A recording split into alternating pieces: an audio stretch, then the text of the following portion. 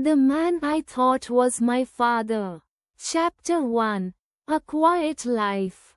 My name is Daniel Carter. I am 24 years old, and I live in a small town called Riverwood. It is a quiet place where everyone knows everyone.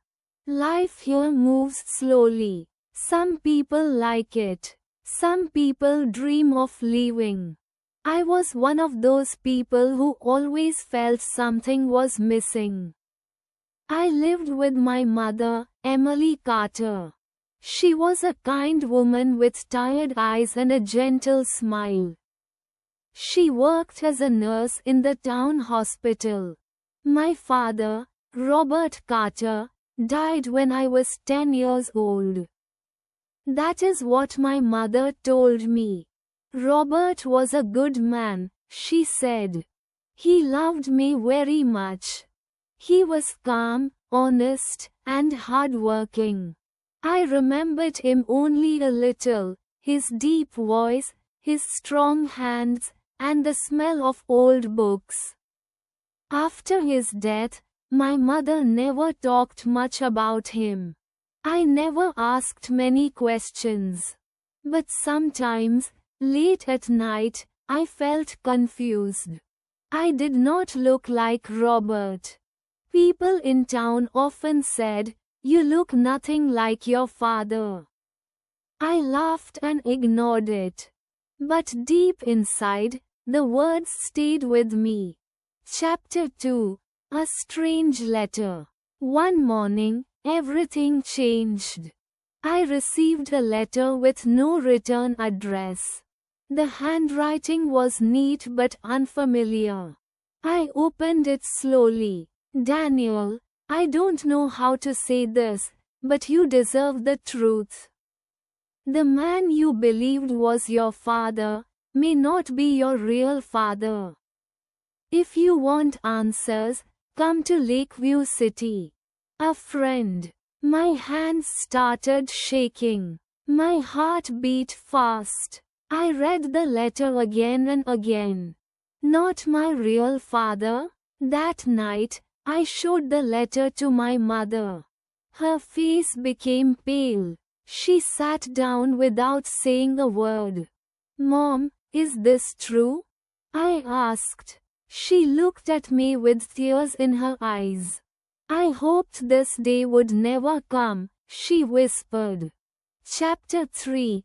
A Mother's Secret. My mother took a deep breath. "Daniel," she said slowly, "Robert was not your biological father." The room felt silent. I could hear my own breathing. "Then who is?" I asked. She looked away. "Before I met Robert, I loved another man. His name was Michael Reed. I had never heard that name before. He left me," she continued. "When I found out I was pregnant, he disappeared. Robert knew everything. He still married me. He raised you as his own son." Tears rolled down her cheeks. "He was your real father in every way that matters." I nodded, but my heart was heavy. "Is Michael Reed alive?" I asked. "Yes," she said quietly. "He lives in Lakeview City. The same city mentioned in the letter." Chapter 4. The Journey Begins. I couldn't sleep that night. My mind was full of questions. Who am I? Where do I come from? Why did he leave us? The next morning, I packed a small bag and told my mother I was going to Lakeview City. "Be careful," she said. "And remember, you are my son, no matter what." I hugged her tightly. Lakeview City was big and noisy, very different from Riverwood. Tall buildings, busy streets, and strangers everywhere. I had only one clue, the name Michael Reed. Chapter 5. The Wrong Man. After 2 days of searching, I found an address linked to Michael Reed. My heart pounded as I knocked on the door. A man opened it. He was tall, with gray hair and sharp eyes. "Yes," he said. "Are you Michael Reed?" I asked. "Yes." "Who are you?" "My name is Daniel Carter," I said. "I think you might be my father." The man stared at me in shock. Then he laughed. "That's impossible," he said. "I never had a son." My heart sank. "Please," I said. "At least talk to me." He looked at me for a long moment, then stepped aside. "Come in." Chapter 6. A Cold Conversation. Inside, his house was clean but empty. No family photos. No warmth. "My mother's name is Emily," I said. His face changed slightly. "Emily," he repeated. "I knew her long ago." "Why did you leave her?" I asked. He sighed. "I was young and foolish," he said.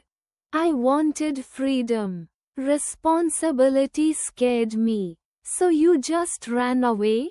I asked angrily. "Yes," he said honestly. "I made a mistake." I looked at him closely. He did not feel like my father. There was no connection, no warmth. Then he said something that shocked me. "Daniel, I don't think I'm your father." "What?" I asked. "I did a DNA test years ago," he said. "I can't have children." My world turned upside down. "Then, who is my real father?" I whispered. Chapter 7. Another name. Michael looked serious. "There was another man in Emily's life," he said. "A close friend of mine. His name was Thomas Reed, my brother." My heart skipped a beat. "Your brother?" I asked. "Yes.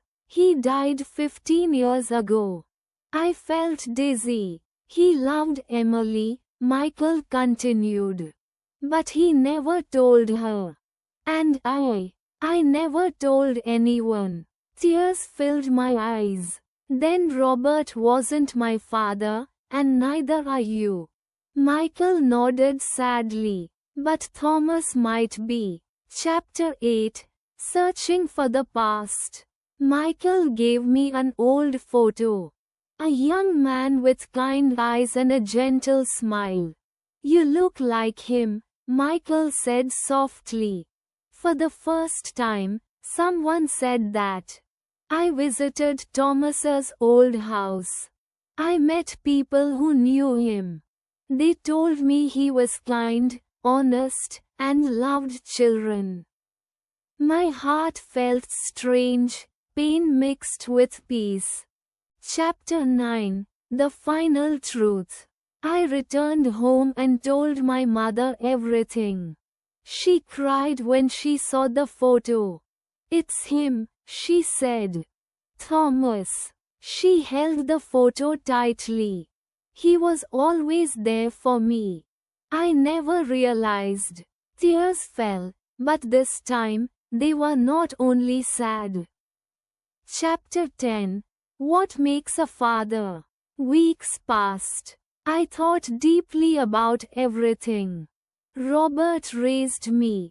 He taught me how to ride a bike, how to be honest, how to be strong.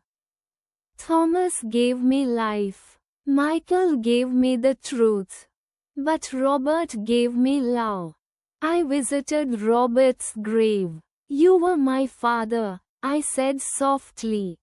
"And you always will be." Chapter 11. A New Beginning. I returned to Riverwood. Life felt clearer now.